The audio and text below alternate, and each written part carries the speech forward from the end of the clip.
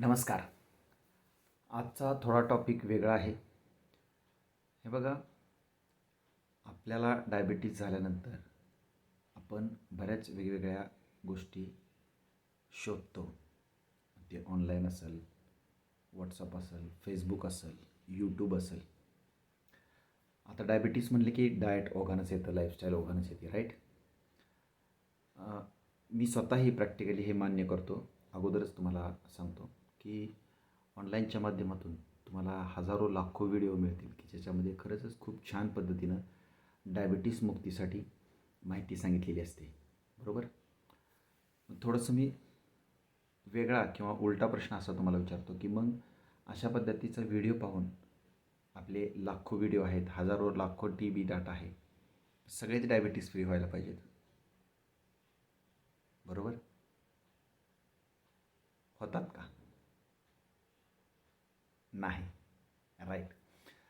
तर मला तुम्हाला या व्हिडिओच्या माध्यमातून काय सांगायचं आहे, हाच एक व्यवस्थित तुम्हाला काही गोष्टी समजून सांगायच्या आहेत की असं का होत नाही.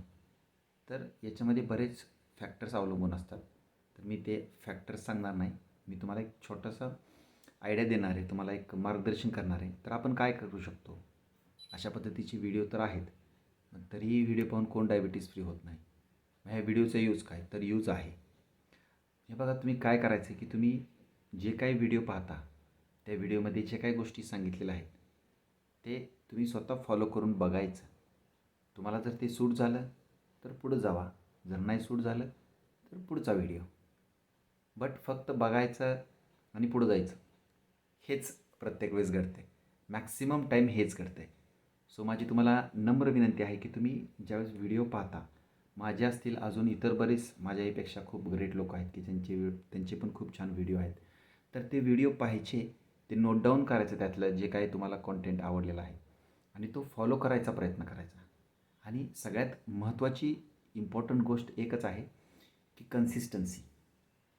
फक्त आपण जे म्हणतो ना, 9चे 9 दिवस काही दिवस फॉलो करायचं आणि परत आपलं जी काही रुटीन आहे त्या रुटीनला लागायचं, असं नाही केलं पाहिजे. ओके, तर ते करू नका तुम्ही.